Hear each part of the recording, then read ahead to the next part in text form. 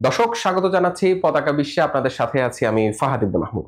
বিশ্বকে ১৫০ বার উড়িয়ে দেওয়ার ক্ষমতা আছে এমন মন্তব্য করলেন মার্কিন টেলিভিশন সিবিএস কে দেওয়া ৬০ মিনিটের অনুষ্ঠানের সাক্ষাৎকারে যুক্তরাষ্ট্রের প্রেসিডেন্ট ডোনাল্ড ট্রাম্প এমনই এক মন্তব্য করেছেন, জানিয়ে বিশ্বজুড়ে আলোচনা শুরু হয়েছে।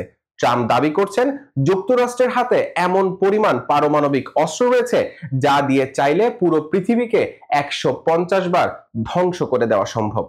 তার ভাষায়, আমাদের মজুদ এত বিশাল যে পৃথিবীকে বারবার উড়িয়ে দেওয়ার ক্ষমতা রাখি আমরা। ট্রাম্প বলেন, শুধু উত্তর কোরিয়াই নয়, বিশ্বের অনেক দেশ নিয়মিত পারমাণবিক অস্ত্রের পরীক্ষা চালাচ্ছে। রাশিয়া, চীন, ভারত, পাকিস্তান সবাই নিজের সামরিক সক্ষমতা বাড়াতে চায়। তাহলে যুক্তরাষ্ট্র কেন পিছিয়ে থাকবে, এমন প্রশ্ন তুলছেন তিনি। ট্রাম্পের দাবি, অস্ত্র থাকা মানে শুধু তাকিয়ে রাখা নয়। যদি পরীক্ষা না করা হয় তাহলে সেই অস্ত্র কার্যকর নাকি অকার্যকর তা জানার কোনো উপায় নেই। এই যুক্তি দেখিয়েই ট্রাম্প মার্কিন প্রতিরক্ষা বিভাগকে নতুন করে পারমাণবিক পরীক্ষা প্রস্তুতি নেওয়ার নির্দেশ দিয়েছেন।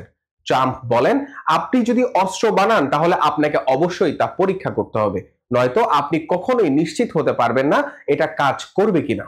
সাক্ষাৎকারে তিনি আরো জানান, পারমাণবিক নিরস্ত্রীকরণ নিয়ে তিনি রাশিয়ার প্রেসিডেন্ট ভ্লাদিমির পুতিন এবং চীনের প্রেসিডেন্ট জি জিনপিং এর সঙ্গে কথা বলেছেন।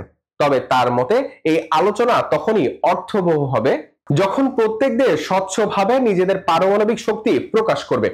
তিনি বলেন, আমরা কিছু গোপন করি না, যুক্তরাষ্ট্র সবার সামনে থেকেই শক্তির প্রকাশ ঘটায়।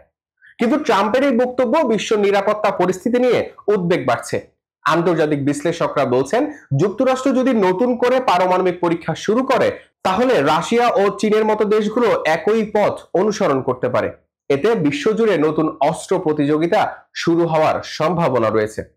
বিশেষ করে দক্ষিণ এশিয়া ও মধ্যপ্রাচ্যের মতো অঞ্চলগুলোতে সামরিক উত্তেজনা আরো বেড়ে যাওয়ার আশঙ্কা রয়েছে। এদিকে মানবাধিকার সংস্থা ও শান্তি গবেষণা প্রতিষ্ঠানগুলো ট্রাম্পের বক্তব্যকে বিপজ্জনক ও অযৌক্তিক বলে মন্তব্য করছেন। তাদের মতে, পৃথিবীকে বহুবার ধ্বংস করার মতো অস্ত্র ধারণ করা নিজেই একটি হুমকি, আর সেই অস্ত্রের পরীক্ষা চালানোর ঘোষণা পরিস্থিতিকে আরো ভয়াবহ করে তুলবে। বিশ্ব রাজনীতিতে শক্তি প্রতিযোগিতা নতুন নয়, তবে প্রশ্ন এখন, মানবতার ভবিষ্যৎ কি এই পারমাণবিক শক্তির উপর নির্ভর করে থাকবে, নাকি দেশগুলোর কূটনৈতিক সমাধানে এগিয়ে আসবে? সময়ের অপেক্ষা, বিশ্ব কোন পথে আগাচ্ছে। দর্শক, সবাই ভালো থাকবেন, সুস্থ থাকবেন। আল্লাহ হাফেজ।